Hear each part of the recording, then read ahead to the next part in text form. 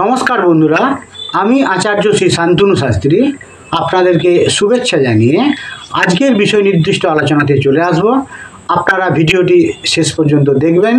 ভিডিওটি যদি ভালো লাগে তাহলে আপনারা ভিডিওটি লাইক, কমেন্ট এবং শেয়ার করবেন এবং চ্যানেলটিকে আপনারা সাবস্ক্রাইব করবেন এবং বেল বাটন প্রেস করবেন ভবিষ্যতে নতুন নতুন ভিডিওর নোটিফিকেশান পাওয়ার জন্য। তো চলে আসুন, আজকের আলোচ্য বিষয়ে আমরা চোখ রাখি।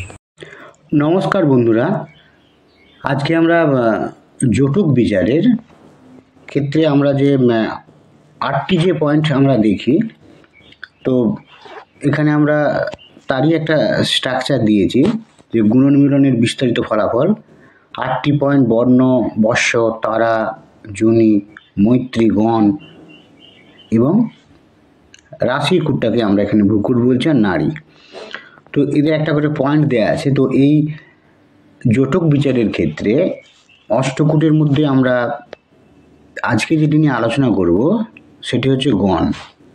এই গণ হচ্ছে একটি গুরুত্বপূর্ণ ম্যাটার। আমরা সাধারণ অবস্থায় জটক বিচারের ক্ষেত্রে আমাদের সর্বাধিক যে অঙ্ক সেটি হচ্ছে 36, এবং এই 36-এর মধ্যে কত নাম্বার পাচ্ছে সেটি গুরুত্বপূর্ণ হয়ে যায়।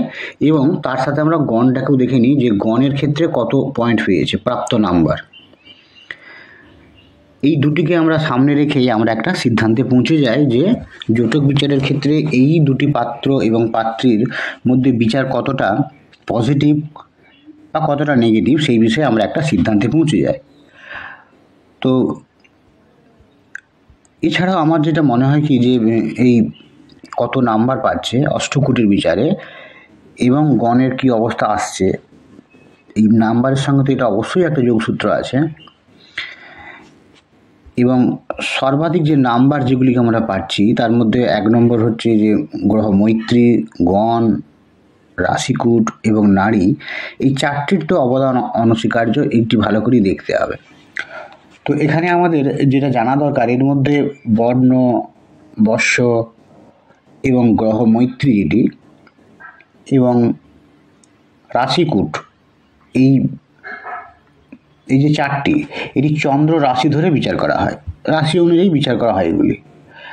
আর বাদবাকি যে অপশানগুলি আছে, তো সেখানে আমরা পাচ্ছি কি না, যোনি পাচ্ছি এবং গণ পাচ্ছি আর নারীকূট পাচ্ছি। তো এবং অবশ্যই তারা, এগুলিকে আমরা চন্দ্রের নক্ষত্র ধরে আমরা বিচার করি। তো কখনো আমাদের রাশি ধরে আমরা বিচার করি যে এর কি হতে পারে, বর্ষ কি হতে পারে, এর বর্ণ কি হতে পারে।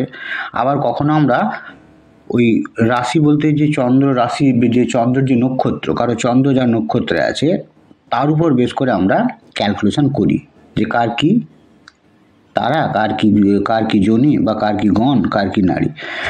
তো এইভাবেই আমরা বিচার ব্যবস্থাটাকে এগিয়ে নিয়ে যাই।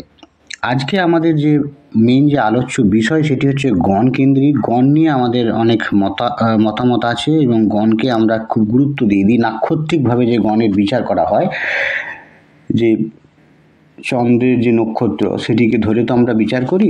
তো সেক্ষেত্রে আমাদের আরেকটু ডিপলি জানার প্রয়োজন আছে গণ নিয়ে আমরা যেভাবে মাতামাতি করি সেই হিসাবে।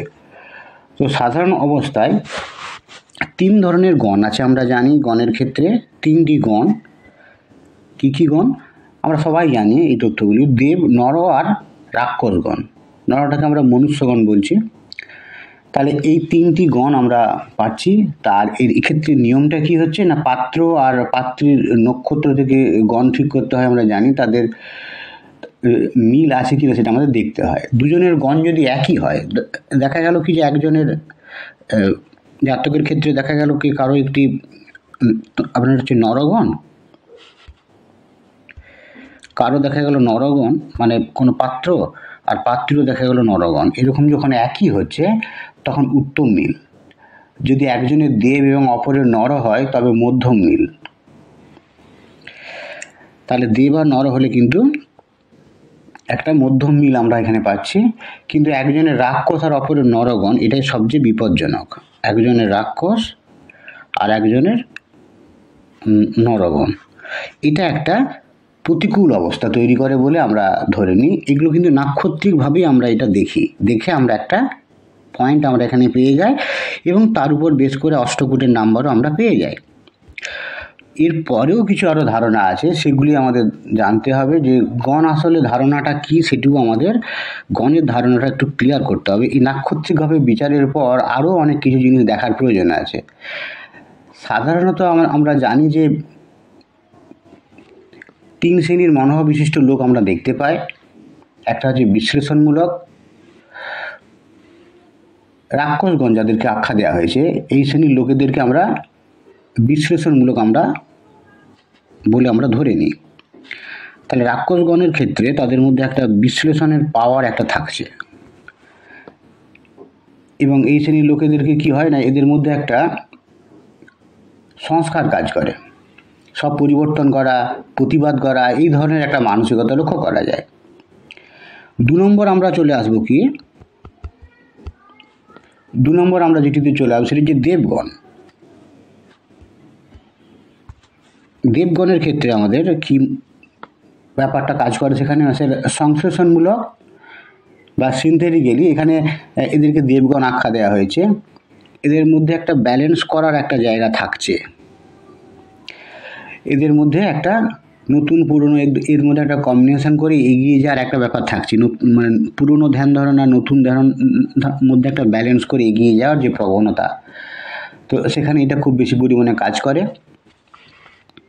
3 নম্বর আমরা যেটা চলে আসব সেটা হচ্ছে নরগণ।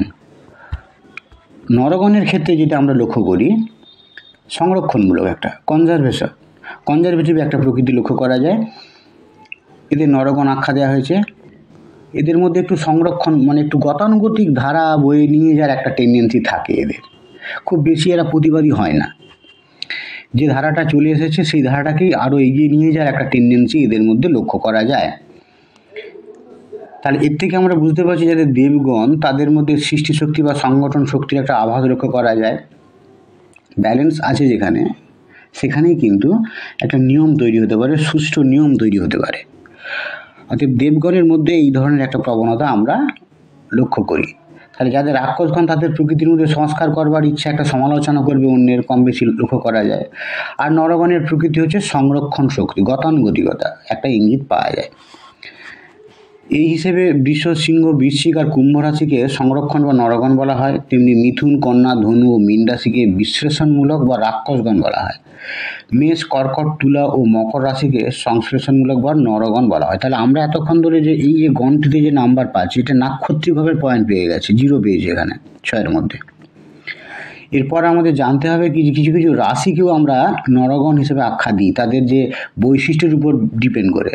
তাহলে ওই জন্য বৃষ, সিংহ, বৃশ্চিক, কুম্ভ রাশিকে আমরা সংরক্ষণমূলক বা নরগণ বলছি।